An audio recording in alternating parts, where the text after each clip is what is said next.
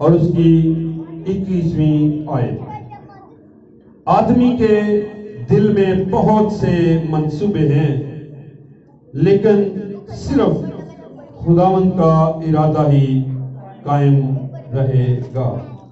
خداوند کے زندہ کلام پڑھے، سنیں اور شام ایوننگ میں اس کی اوپننگ ہوئی، اور کل شام ہم نے اس پورے ویک کو ختم کیا خداوند کے فضل کی بدولت، کیونکہ اس میں کوئی ہماری لیاقت نہیں ہے۔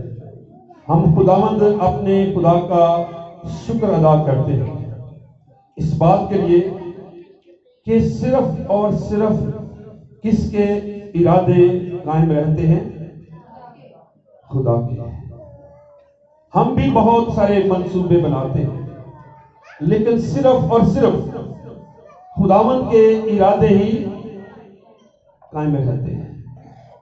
ہم نے کلام کے وسیلہ سے بہت کلام کو سیکھا ہم نے، اور میں سمجھتا ہوں کہ پچھلے ویک میں پورے ہفتے میں جو لوگ آتے رہے، اور یقیناً انہوں نے بہت برکت کو پایا ہے، کلام کو حاصل کیا ہے، زندگی کو حاصل کیا ہے۔ آج جب ہم اکٹھے ہوئے ہیں تاکہ ہم خدا کی باتوں کو سیکھیں، کیونکہ لکھا ہے آدمی کے دل میں، آدمی کے اندر، آدمی کے دل میں بہت سے منصوبے ہیں، لیکن فقط صرف خداوند کے ارادے ہی قائم رہتے ہیں۔ آج ہم اس بات کو دیکھیں، ہر انسان جو اس دنیا میں پیدا ہوتا ہے، جب بچہ ہوتا ہے، پڑھتا ہے، تو اس کے منصوبے شروع ہو جاتے ہیں۔ میں کاروبار کروں گا، میں بزنس کروں گا، میں نوکری کروں گا۔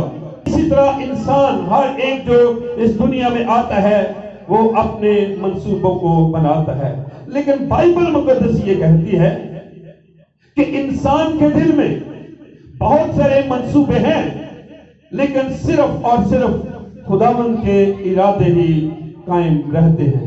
اسی طرح اسی چیپٹر کے اندر 16ویں آیت میں ہم دیکھتے ہیں، لکھا ہے کہ جو فرمان بجا لاتا ہے اپنی جان کی محافظت کرتا ہے، پر جو اپنی راہوں سے غافل ہے مرے گا۔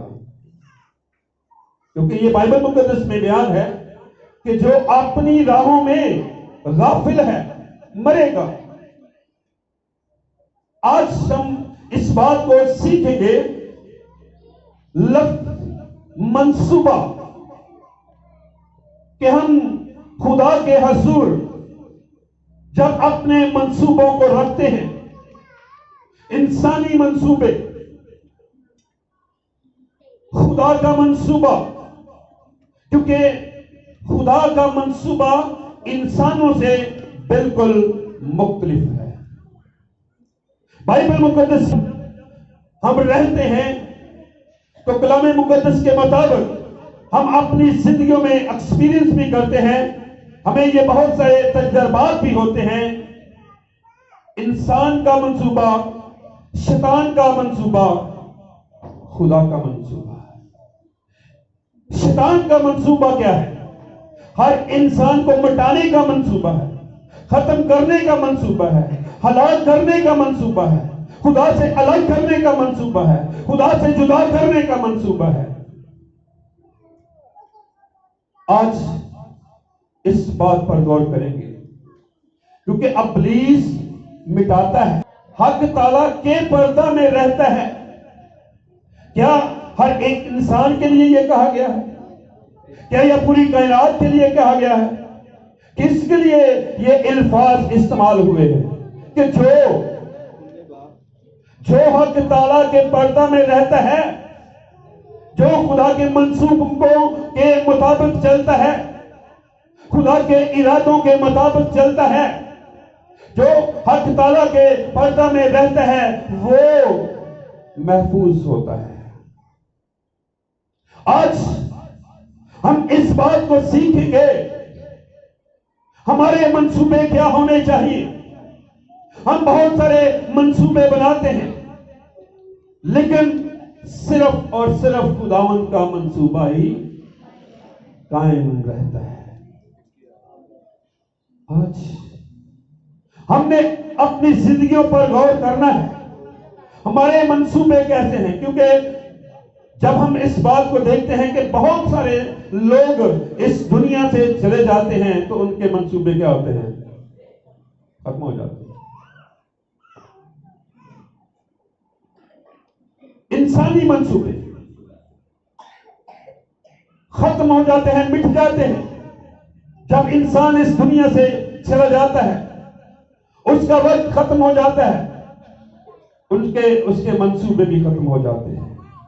لیکن جب ہم بائبل مقدس کو دیکھتے ہیں، جب ہمارے منصوبے، ہمارے ارادے روحانی ہوتے ہیں، خدا کی مرضی کے مطابق چلتے ہیں، اپنے لوگوں کی فکر کرتے ہیں، لوگوں کو بچاتے ہیں، بھلائی کرتے ہیں، جو انسان اپنی زندگیاں خداوند کو دیتے ہیں، جو اسے اپنا نجات دہندہ قبول کرتے ہیں، اس کو کہتے ہیں کہ خداوند دیکھ، میں تیرا ہوں، تو نے میرے لیے صلیب پر اپنی جان دی ہے، میں تیرے منصوبوں کے مطابق چلنا چاہتا ہوں، تیرے ارادوں کے مطابق چلنا چاہتا ہوں۔ تو اس انسان کے منصوبے کبھی ختم نہیں ہوتے، مٹ نہیں جاتے، کہ جس طرح خدا کا بندہ پولس رسول یہ فرماتا ہے کہ زندہ رہنا میرے لیے مسیح اور مرنا میرے لیے۔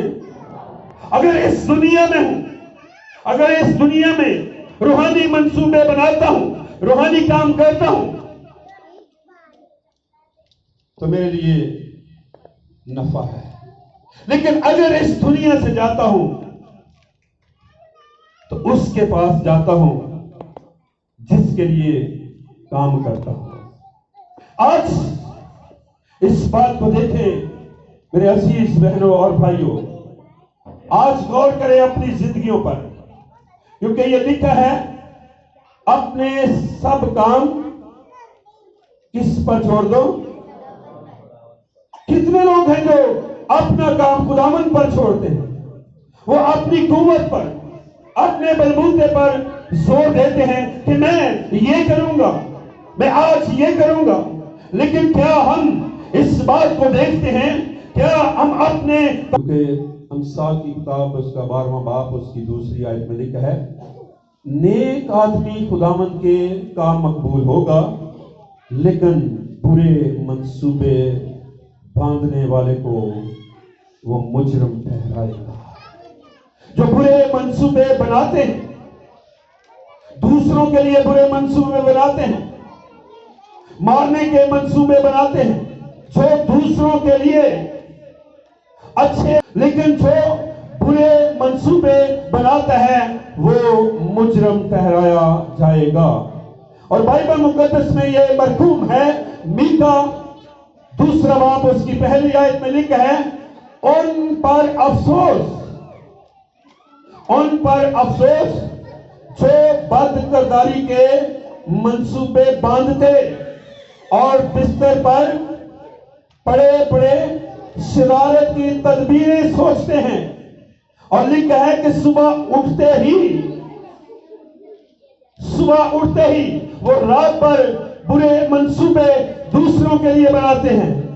اور بائبل مقدس یہ میں بیان کیا گیا ہے کہ وہ اپنے بستر پر پڑے پڑے شرارت کی تدبیریں ایجاد کرتے ہیں اور صبح ہوتے ہی ان کو عمل میں لاتے ہیں۔